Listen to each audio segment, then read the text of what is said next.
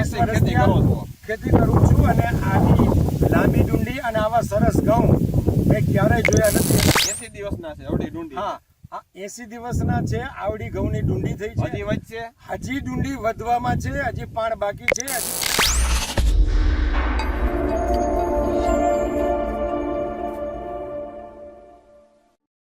હાલો ખેડૂત ભાઈઓ, બોમ્બે સુપરથી હું પલક સાવલિયા આપ સૌનું હાર્દિક સ્વાગત કરું છું. આજે અમે આવ્યા છીએ કણકોટ ગામમાં, બરોબર, અને ઘઉંનું વાવેતર કરેલું છે બોમ્બે 108. બોમ્બે સુપરની પોતાની રિસર્ચ વેરાયટી છે. પેલા તો ખેડૂતનો પરિચય લઈ અને જાણીએ ઘઉં વિશે શું અભિપ્રાય છે. હા સાહેબ, મારું નામ છે બાદી ઇસ્માઇલ જલાલ, ગામ કણકોટ નંબર 3, તાલુકો વાંકાનેર અને જિલ્લો મોરબી. અને મારા મોબાઈલ નંબર કહી દઉં તો 92587181. હવે મેં આ ઘઉંની વેરાયટી વાવી છે Bombay super Sydney research variety 108. 5 નવેમ્બરે વાવી છે ને 80 દિવસના ઘઉં થયા. આજે તારીખ છે 24, બરોબર. આજે 24 એક તારીખ છે, 24/1/2025. 5/11/2024, બરોબર. 80 દિવસ જેવું થયું છે.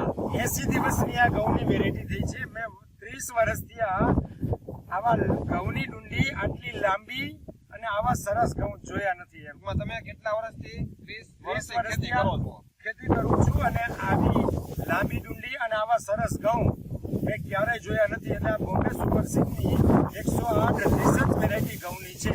સારામાં સારું ઉત્પાદન મળશે. તમારો ઘઉં વિશે બીજા ખેડૂતને શું અભિપ્રાય છે કે એ કઈ રીતની થાય, કેટલા દિવસે બહુ સારી ડુંડી છે, બીજાને વાવવા માટે શું અભિપ્રાય આપો? એટલે મારી ખેડૂત મિત્રોને વિનંતી છે, આ મારી પોતાની વાડીમાં વર્ષો પછી આવા સરસ ઘઉં જોયા, એટલે બીજા બધા જ ખેડૂત મિત્રોને ભલામણ કરું છું કે આવતા વર્ષે આ વેરાયટીની પસંદગી કર્યા જેવી છે અને ખાસ કરીને આ ઘઉં વાવે. 80 દિવસના છે આવડી ડુંડી. હા, આ 80 દિવસના છે. આવડી ઘઉંની ડુંડી થઈ છે. હજી વધશે, હજી ડુંડી વધવામાં છે. હજી પાણ બાકી છે. હજી 80 દિવસના જ ઘઉં થયા છે. આ ડુંડી એકથી મોટી હજી પણ આથી લાંબી થઈ શકશે. પાયામાં કયું ખાતર નાખ્યું? અચ્છા, હા, આ 3 એકરના ઘઉં છે. પાયાની અંદર ઘઉં વાવતી વખતે ઓનલી ફોર 3 એકરમાં 3 થેલી NPK ની 3 ગુણી ડાય ખાતર વાવેલું છે. અને પારાટક ઘઉં થયા પછી 3 એકરમાં 3 થેલી યુરિયાની ઉડાડેલ છે. બસ ખાતરમાં આટલી ટ્રીટમેન્ટ કરેલી છે. ઊંચાઈ સારી આવી છે, બરોબર. કઈ ઢળ્યા ક્યાંય? હા, અને આટલી બધી લાંબી ડુંડીને આવું છે છતાંય ઘઉંમાં ક્યાંય ઘેરો નમી ગયો કે આડા પડી ગયા એવું ક્યાંય નથી. છાંટ છે ક્યાંય બોમ્બે સુપરની વેરાયટી? બીજું, નહીતર ઘણા બધા ઘઉંમાં છાંટ હોય છે. આમાં અમને જરા પણ આ વેરાયટીમાં 108 વેરાયટીમાં ઘઉંમાં અધર વેરાયટીની છાંટ જોવા મળતી નથી. બરોબર. આની પેલા વર્ષો પેલા ક્યાં વાવેલા છે ઘઉં? એમાં નામાં શું? હા, વર્ષો પહેલા તો અમે 2 જ વેરાયટી વાવતા, ક્યારેક લોકલ વાવતા, ક્યારેક 496 ટુકડા વાવતા. એમાં નામાં ફેરવું? એમાં ઘણો બધો ફેર.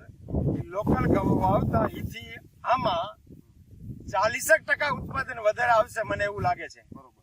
હવે આ બે બતાવી દો ભાઈને, આ જ જોઈન્ટ લેવાનું. આ ઘઉં બોમ્બે સુપરના 108 વેરાયટીના ઘઉંનું આ પાઉચ છે. મેં આ પાઉચ વાવેલું છે. વીઘે કેટલા વાવ્યા હતા?